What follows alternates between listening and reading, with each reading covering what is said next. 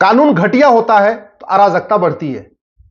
1954 में नेहरू जी ने घटिया कानून बनाया था जिसको ड्रग एंड मैजिक एक्ट कहते हैं। इस घटिया कानून के कारण स्वामी रामदेव जी को और आचार्य बालकृष्ण जी को सुप्रीम कोर्ट में बिना शर्त माफी मांगना पड़ रहा है।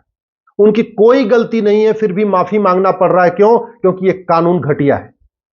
जिन बीमारियों का इलाज पतंजलि में होता है, गारंटी के साथ होता है, जिन बीमारियों का इलाज स्वामी रामदेव और आचार्य बालकृष्ण जी ने किया है, लाखों लोग ठीक हो चुके हैं जिन बीमारियों को अपना इलाज करा के, उसके लिए भी स्वामी रामदेव जी को और आचार्य बालकृष्ण जी को सुप्रीम कोर्ट में माफी मांगनी पड़ रही है, क्योंकि यह कानून कहता है कि इन बीमारियों का आप प्रचार प्रसार नहीं कर सकते। मैं साल में 2 बार पतंजलि जाता हूं, एक बार जून में जाता हूं छुट्टियों में, एक बार दिसंबर में जाता हूं, और मैंने अपनी आंखों से देखा है कि वहां पे लोग अपेंडिक्स अपना ठीक कर चुके हैं आके। योग प्राणायाम आयुर्वेद के जरिए लोगों ने अपना अंधापन ठीक किया है। योग प्राणायाम आयुर्वेद के जरिए लोगों ने पतंजलि में आके अपना कैंसर ठीक किया है। पतंजलि में लोगों का मोतियाबिंद ठीक हुआ है। ये मैं अपनी आंखों से देखा बता रहा हूं। योग प्राणायाम के जरिए, आयुर्वेद के जरिए पतंजलि में आके लोगों ने अपना बहरापन ठीक किया है। डायबिटीज ठीक हुई। डायबिटीज तो पूछे नहीं, करोड़ों लोगों को ठीक हो चुकी है पतंजलि में आके। मंद बुद्धि का इलाज पतंजलि में होता है। यूट्रस का इलाज पतंजलि में होता है। माहवारी की समस्या का इलाज पतंजलि में होता है। नर्वस सिस्टम का इलाज पतंजलि में होता है। ड्रॉप्सी का इलाज पतंजलि में होता है। मिर्गी का इलाज पतंजलि में होता है। पथरी का इलाज पतंजलि में होता है। योग प्राणायाम नेचुरोपैथी के जरिए, आयुर्वेद के जरिए ब्लड प्रेशर का इलाज होता है। हिस्टीरिया का इलाज होता है पतंजलि में। कोढ़ का इलाज होता है पतंजलि में। मोटापा का इलाज होता है पतंजलि में। नपुंसकता का इलाज होता है पतंजलि में। बाजपन का इलाज होता है पतंजलि में। टीबी का इलाज होता है पतंजलि में। अल्सर का इलाज होता है पतंजलि में। यह सब योग प्राणायाम नेचुरोपैथी आयुर्वेद के जरिए होता है। आहार चिकित्सा के जरिए होता है। प्राणायाम चिकित्सा के जरिए होता है। लेकिन जब उन्हीं बीमारियों को ठीक करने की बात स्वामी रामदेव जी पेपर के जरिए करते हैं, अखबार में अपना प्रचार एडवर्टीजमेंट देके करते हैं, तो ये 1954 का कानून खड़ा हो जाता है। और इंडियन मेडिकल एसोसिएशन, जो सिंथेटिक ड्रग एसोसिएशन है, जो सिंथेटिक ड्रग बनाने वाले फार्मा माफियाओं के लिए काम करता है, वो Indian medical association supreme court में सीधे जाता है, पिटीशन फाइल करता है। सुप्रीम कोर्ट में उसकी पिटीशन एडमिट हो जाती है। और इस कानून के कारण रामदेव जी, बालकृष्ण जी को बार बार फटकार भी मिल रही है, माफी वो लोग मांग रहे हैं, फिर भी माफीनामा भी नहीं मिल रहा है। एक बात मैं बताऊं, पंजाब में इन्हीं बीमारियों का इलाज मिशनरियां करती हैं, इलाज करने का दावा करती हैं, वादा करती हैं। पूरे पंजाब नहीं, पूरे भारत में मिशनरियां चंगाई सभा लगाती हैं, और चंगाई सभा लगा के कहती हैं कैंसर ठीक कर दूंगा, घुटना ठीक कर दूंगा, बाजपन ठीक कर दूंगा, नपुंसकता ठीक कर दूंगा। और अब तक करोड़ों SC ST को कन्वर्ट कर चुकी हैं ईसाई मिशनरियां, इन्हीं बीमारियों का इलाज करने का वादा करके। लेकिन इंडियन मेडिकल एसोसिएशन कभी मिशनरियों के खिलाफ सुप्रीम कोर्ट नहीं गया। बहुत सारे मजारों पे, बहुत सारे दरगाहों पे बोर्ड लगे हुए हैं कि हम ये बीमारी ठीक कर देंगे, ये बीमारी ठीक कर, और वो उन बीमारियों का ठीक करने का वादा किया जाता है, दावा किया जाता है, जो इस कानून में लिखा हुआ है। लेकिन इंडियन मेडिकल एसोसिएशन आज तक कभी नहीं गया। चाहे हिंदी का अखबार हो, चाहे तमिल का अखबार हो, चाहे तेलुगु का अखबार हो, रोज निकलता रहता है, फलाने बीमारी ठीक कर दूंगा, फलाने बीमारी ठीक कर दूंगा, भूले साहब, फन्ने साहब, भन्ने साहब, फन्ने साहब, ऐसे पता नहीं कितने सारे वहां पे तांत्रिक मांत्रिक का रोज प्रचार करते रहते हैं। 1000 रुपए में ठीक कर दूंगा, 2000 रुपए में ठीक करता हूं। इंडियन मेडिकल एसोसिएशन कभी उनके खिलाफ सुप्रीम कोर्ट नहीं गया।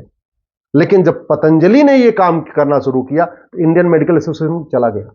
इंडियन मेडिकल एसोसिएशन की मंशा जो है मुझे इसलिए खराब लगती है कि अगर वास्तव में वो चाहता है कि किसी भी बीमारी का प्रचार प्रसार ना हो, किसी भी बीमारी का जो दवाई है उसका प्रचार प्रसार ना हो, तो उसके लिए तो सुप्रीम कोर्ट पिटीशन फाइल करना चाहिए था। उसको बताना चाहिए था कि सुलभ शौचालय में भी जगह जगह स्टिकर लगा लगा के लोग इलाज करते हैं। रेलवे के स्टेशन के आसपास जगह जगह पंपलेट लगा के कहते हैं हम बीमारी ठीक कर देंगे। मिशनरियां पूरे देश में चंगाई सभा करती हैं। बहुत सारे जिहादी संगठन है, वो जगह जगह ऐसे सभा बुलाते हैं और बीमारी का इलाज ठीक करने का दावा करते हैं और बाद में कन्वर्ट करा लेते हैं। तब तो बात समझ में आती है। लेकिन इंडियन मेडिकल एसोसिएशन केवल और केवल पतंजलि के खिलाफ गया है, इसलिए उसकी मंशा पे बहुत बड़ा सवाल खड़ा होता है। अब दूसरी बात आती है सुप्रीम कोर्ट। सुप्रीम कोर्ट इस कानून का लिटरल इंटरप्रिटेशन कर रहा है। कानून का इंटरप्रिटेशन 4 तरीके से होता है। लिटरल इंटरप्रिटेशन मतलब कानून में जो लिखा है बस उसी को पढ़ना। पर्पोजिव इंटरप्रिटेशन का मतलब कानून क्यों बनाया गया था, हार्मोनियस इंटरप्रिटेशन, कंस्ट्रक्टिव इंटरप्रिटेशन, अलग अलग तरीके से इंटरप्रिटेशन होता है। अभी तक चूंकि लिटरल इंटरप्रिटेशन हो रहा है कि भैया इस कानून में लिखा हुआ है इन 54 बीमारियों का आप प्रचार नहीं करेंगे, इन 54 बीमारियों को ठीक करने की गारंटी नहीं लेंगे, इसलिए आपने पतंजलि ने चूंकि इनका विज्ञापन दिया है तो वो गलत किया है। चलिए सुप्रीम कोर्ट क्या करेगा मैं उस पर नहीं जाता। भारत की सर्वोच्च अदालत है, सर्वोच्च अदालत जो भी करेगी वो ठीक करेगी, मुझे ऐसा पूरा विश्वास है। मुझे पूरा ऐसा विश्वास है कि सुप्रीम कोर्ट आने वाले टाइम में इस एक्ट का हार्मोनियस इंटरप्रिटेशन करेगी, पर्पोजिव इंटरप्रिटेशन करेगी, कंस्ट्रक्टिव इंटरप्रिटेशन करेगी, केवल लिटरल इंटरप्रिटेशन नहीं करेगी। इस कानून के एम्स एंड ऑब्जेक्ट्स में लिखा हुआ है कि ये नीम हकीम खतरे जान जो उस समय बोर्ड लगाते थे उनको रोकने के लिए बनाया गया। तो पतंजलि कोई नीम हकीम से तो नहीं चलती, पतंजलि में तो पूरा रिसर्च सेंटर है, दुनिया का सबसे बड़ा आयुर्वेद का रिसर्च सेंटर पतंजलि में है। तो इसलिए पतंजलि में कोई नीम हकीम तो काम करते नहीं। पतंजलि के पूरे देश भर में 1200 से ज्यादा डॉक्टर हैं जो बाकायदा वेल क्वालिफाइड डॉक्टर हैं। पतंजलि में तो आज की डेट में खुद पर डे कम से कम हजारों की संख्या में लोग आके ओपीडी में अपना इलाज करा रहे हैं, और ये प्रमाण भी है, लोग बोल भी रहे हैं। इसलिए मुझे पूरा विश्वास है कि सुप्रीम कोर्ट जो फाइनल डिसीजन लेगा वो इस कानून का हार्मोनियस और पर्पोजिव इंटरप्रिटेशन करके लेगा। लेकिन ये कानून को बदलना जरूरी है, इसी कानून को बदलना जरूरी नहीं है। आज मैं आप लोगों से एक आग्रह करता हूं, 25 साल पुराने सभी कानूनों को बदलने की मांग करिए। 21वीं सदी में 19वीं सदी का कानून क्यों, 20वीं सदी का कानून क्यों, 1954 का कानून क्यों? अब टाइम आ चुका है कि जैसे दुनिया के कई देशों में कानून की एक्सपायरी होती है, कानून की एक लाइफ होती है 25 साल, 25 साल के बाद कानून को रिव्यू किया जाता है। 25 साल के बाद कानून को हर हालत में मैंडेटरी है उसको रिव्यू करना, उसको बदलना। इवन ब्रिटेन में जो जहां हमारे ऊपर जब राज था अंग्रेजों का, वहां पे ब्रिटिश गवर्नमेंट में भी एक पॉलिसी है कि 25 साल जैसे कानून हो जाएगा पुराना, लॉ कमीशन उसको रिव्यू करेगा, और लॉ कमीशन जो सजेशन देगा 3 महीने के अंदर उसको इंप्लीमेंट किया जाएगा, उसको पार्लियामेंट में पेश किया जाएगा। अब टाइम आ चुका है कि कानून बनाते समय ही उसकी एक्सपायरी डेट होनी चाहिए कि भैया ये कानून 25 साल के लिए बन रहा है। 25 साल के पहले अगर उसको रिव्यू किया जाता है बहुत अच्छी बात है, अगर कोई बीच में जरूरत पड़ती है, नहीं लगता नहीं ये कानून में कुछ जरूरत है बदलाव की, होना चाहिए। लेकिन किसी भी कानून की मैक्सिमम लाइफ 25 साल होनी चाहिए।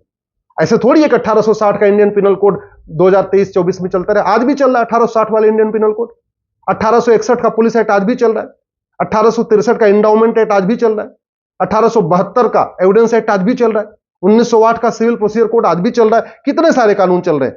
ये जासूसी और गद्दारी रोकने वाला 1923 का कानून आज भी चल रहा है। ड्रग एंड कॉस्मेटिक एक्ट जो नकली दवाओं को रोकने के लिए बना हुआ है 1940 का आज भी चल रहा है। फॉरेनर एक्ट घुसपैठियों को रोकने वाला 1946 वाला कानून आज भी चल रहा है। मिलावटखोरी के खिलाफ जो कानून है 1954 वाला आज भी चल रहा है। सिटीजनशिप एक्ट 1955 वाला चल रहा है। क्यों? कानून घटिया इसीलिए आज तक लाखों घुसपैठियों को नागरिकता मिल गई, किसी एक जासूस, गद्दार, मक्कार, देशद्रोही की नागरिकता खत्म नहीं। क्यों? क्योंकि 1955 वाला कानून चल रहा है। पासपोर्ट एक्ट 1967 वाला चल रहा है। क्यों भैया? ये अनलॉफुल एक्टिविटी 1967 वाला कानून चल रहा है। प्रिवेंशन ऑफ करप्शन एक्ट 1988 चल रहा है। 2G घोटाला हुआ, कॉमनवेल्थ घोटाला हुआ, कोयला घोटाला हुआ, ना आज तक किसी भ्रष्टाचारी की 100% प्रॉपर्टी जब्त हुई, ना किसी की नागरिकता खत्म हुई, ना जीवन कारावास फांसी हुआ। क्यों? क्योंकि कानून घटिया, 1988 वाला कानून वहां घटिया है। बेनामी प्रॉपर्टी एक्ट 1988 वाला चल रहा है। क्यों इतना पुराना कानून चलाना? अरे हम अग्नि मिसाइल बना सकते हैं, ब्रह्मोस बना सकते हैं, राफेल खरा सकते हैं, बना सकते हैं, परमाणु बम बना सकते हैं, सब कुछ, वर्ल्ड क्लास हाईवे बना सकते हैं, वर्ल्ड क्लास हॉस्पिटल बना सकते हैं, वर्ल्ड क्लास मॉल बना सकते हैं। तो वर्ल्ड का सबसे अच्छा कानून नहीं बना सकते क्या? क्यों हम 25 साल से ज्यादा पुराना कानून रखें? मनी लॉन्ड्रिंग 2002 वाला, हवाला का इतना कारोबार चल रहा है, ना किसी आज का हवाला कारोबारी को ना तो आजीवन कारावास हुआ, ना फांसी हुई, ना किसी की नागरिकता खत्म हुई। क्यों इसको कानून चलाना? इसलिए मेरा आपसे निवेदन है, केवल अब बात ड्रग एक्ट की नहीं है, बात केवल पतंजलि की नहीं है, बात भारत को विश्व गुरु बनाने की है, भारत में राम राज्य स्थापित करने की है। वो तभी हो सकता है जब हमारा प्रत्येक कानून दुनिया का सर्वोत्तम कानून हो, और घटिया कानून एकदम नहीं चाहिए। आप लोगों से निवेदन है, इस वीडियो को अधिक से अधिक शेयर करिए, और जो भी कानून सन 2000 से पहले के बने हुए हैं उन सभी कानूनों को बदलने की मांग करिए, तभी भारत में बदलाव आएगा। याद रखिएगा, डॉक्टर बदलने से बीमारी ठीक नहीं होती है, बीमारी ठीक होती है दवा बदलने से। ऐसे ही शासक बदलने से व्यवस्था बदलती नहीं है, कानून बदलने से व्यवस्था बदलती है। शासक बदल रहे हैं, कानून नहीं बदल रहा है, इसलिए समस्या ज्यों की त्यों है।